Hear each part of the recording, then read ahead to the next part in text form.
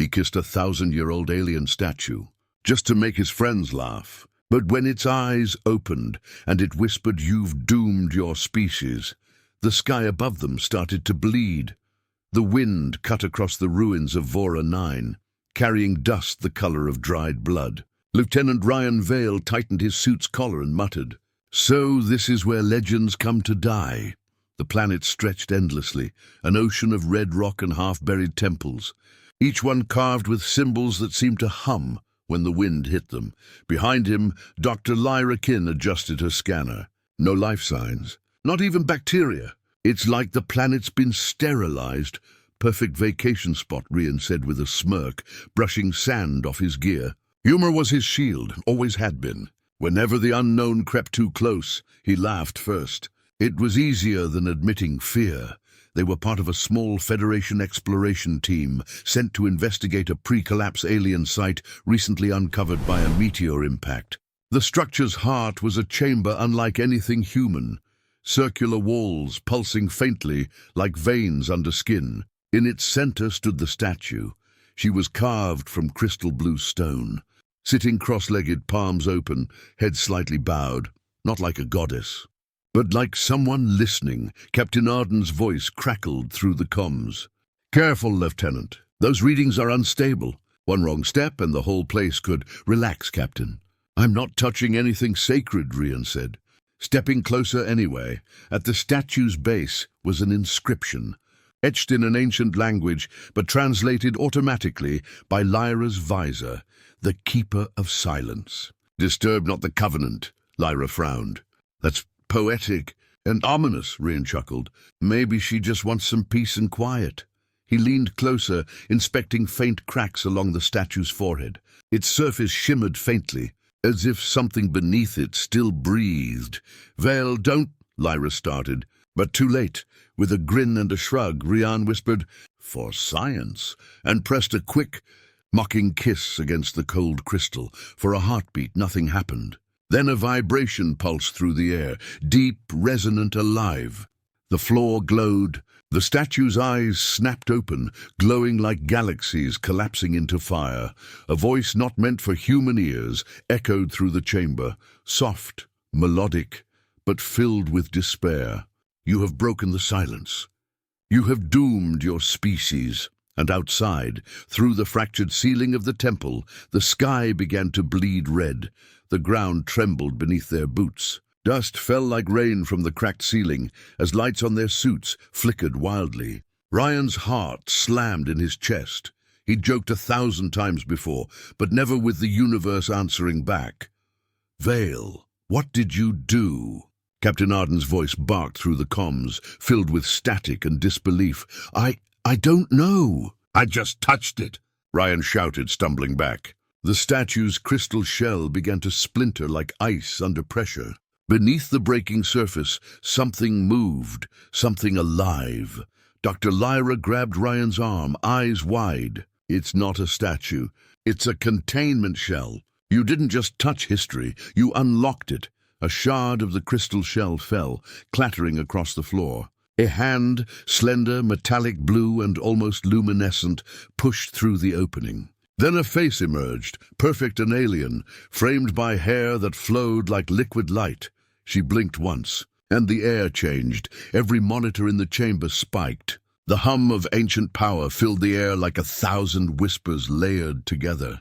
The woman's voice came next, melodic, sorrowful but commanding. "The seal is broken, the oath undone. The sleepers will rise." Ryan's knees nearly buckled. "Hey, hold on, whatever this is, we can fix it, all right? Just don't vaporize us." Her gaze turned toward him, unblinking, unreadable. "You mock the covenant of silence, human. You have summoned the old hunger," Lyra whispered. "She's not talking about herself. She's warning us." Outside, the planet screamed. Towers buried under centuries of dust began to rise, lighting the horizon with a haunting blue glow. Energy pulses danced across the desert, visible even from orbit. Captain Arden's voice cut through the chaos. "Team! Evac now, the surface is destabilizing." But Ryan couldn't move. The alien woman's eyes fixed on him as if searching his thoughts. "Your voice broke the calm," she said softly. Your touch sent the signal. They are coming. Who's coming? He asked, barely breathing. She stepped toward him, her presence bending the air like gravity itself. The ones your ancestors feared to remember. And far above the clouds, the sky split open with light, a fleet emerging from the void. The first light in the sky wasn't sunlight, it was fire. Dozens of enormous vessels tore through the atmosphere, leaving trails of molten clouds in their wake. The air itself vibrated with the thunder of their arrival. Those aren't asteroids, Captain Arden muttered, staring at the sky feed on his wrist display. That's a fleet. And it's not ours.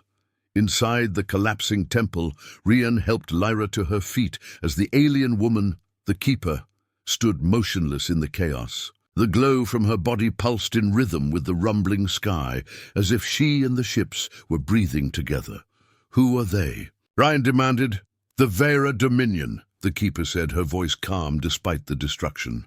My people, the ones who buried me here to ensure silence. You mean they're here to save us? Lyra asked hopefully. The Keeper turned, eyes like galaxies dimming. No, they're here because you told them war had begun again. Outside, arcs of energy shot across the horizon as the alien fleet positioned itself over the planet. Communications buzzed with overlapping signals, half Federation, half unknown. The words containment breach, hostile presence, code black flooded Ryan's headset. Arden's voice finally broke through. Vale, report. What the hell did you wake up down there? Ryan glanced at the Keeper. Honestly, sir, I think she's the only one who knows. Before he could say more, a deafening pulse rolled through the temple. The energy was invisible, but hit like a wave, knocking everyone off their feet. When Ryan opened his eyes, the holographic face of a Vera admiral filled the shattered ceiling above them, translucent, colossal. Keeper identified. Containment seal compromised. Humanity has violated the Treaty of Silence.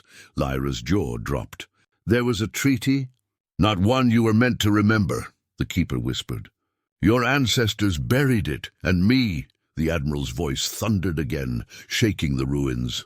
Prepare for judgment, Ryan's pulse hammered in his ears. Judgment for what? A joke, a stupid kiss? The Keeper looked at him with something close to pity. Not for the kiss, Ryan Vale, for everything your people chose to forget. Outside, the fleet's shadows swallowed the sun.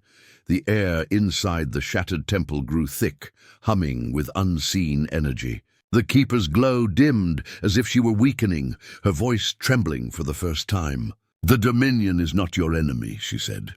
They are afraid of what lies beneath this world. Ryan steadied her by instinct, his hand brushing her arm. Her skin felt strange, neither warm nor cold, like touching light made solid. Then tell me, he said, what did we wake up? She looked at him, eyes reflecting centuries of silence. The thing your kind tried to bury, a weapon born of both our worlds.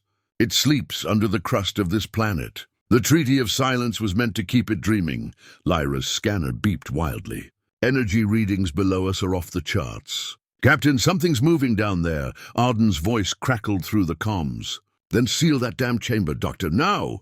It's too late, the Keeper whispered. The signal was sent when I awoke. The sleeper stirs. A deep rumble echoed beneath their feet. Not mechanical, but alive, ancient and angry. The floor shuddered, fracturing open to reveal a faint blue glow from far below.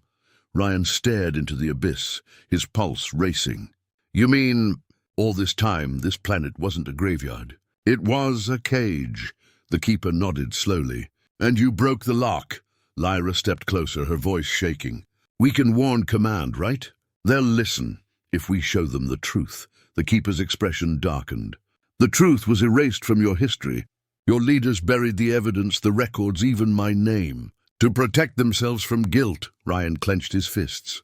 You're saying they knew? They made me the seal, she replied softly. And when your ancestors grew tired of remembering what they'd done, they turned peace into legend. Outside, thunder cracked, but it wasn't thunder. One of the Vera ships fired into orbit, detonating a human satellite. The shockwave rattled the planet. The Keeper met Ryan's eyes. Now both our species will pay for their silence. Ryan swallowed hard, staring at the widening cracks around them. "Then tell me how to stop it." She hesitated, and for the first time looked afraid. "You don't stop it, Ryan Vale. You replace it." The cracks beneath the temple widened into a glowing chasm. Heat poured out like the breath of a waking god. Ryan shielded his face as fragments of stone floated upward, suspended in the pulsing blue light. Deep below, something massive shifted, a heartbeat of metal and memory. "The sleeper," whispered Lyra, voice trembling. "It's alive." The keeper turned toward Ryan, her expression no longer divine but painfully human.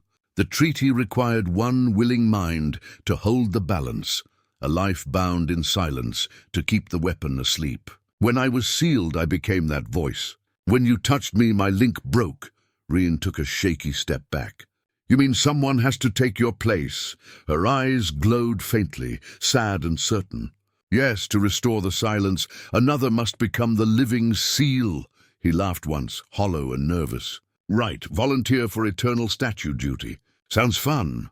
But then he looked around, at the trembling world, at Lyra's fear, at the sky bleeding red from warships preparing to fire. The laughter died.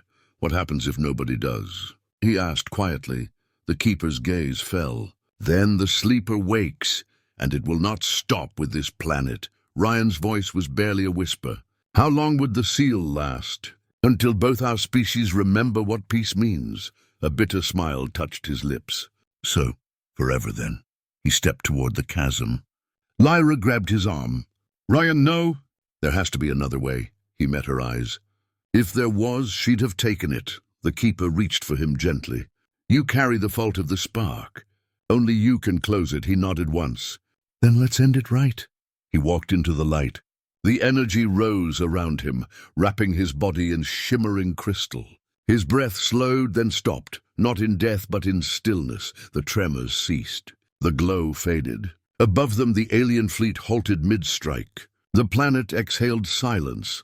Lyra fell to her knees, tears cutting through the dust. The keeper watched the statue that had once been Ryan and whispered, almost like a prayer, "He did not destroy to win." He stayed still so others could move forward, and for a heartbeat the crystal statue smiled.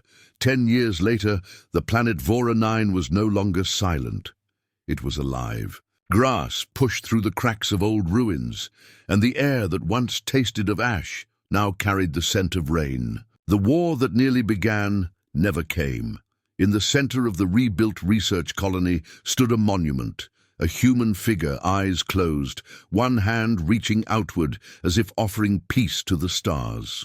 No plaque described his rank or even his full name. It simply read, "The One Who Listened." Every year, both humans and Vera gathered around the statue in silence, not as enemies, not as victors, but as witnesses to a choice that saved them all. Dr. Lyra Kin often visited alone. She would place her palm against the cold crystal surface and whisper, "You did it, Ryan." The silence held. Sometimes, when the evening sun struck the monument just right, she could almost swear she saw it. A faint shimmer at the corner of the statue's lips, a smile, as if somewhere within that eternal stillness, Ryan Vale was still listening and quietly laughing at the joke that saved the world.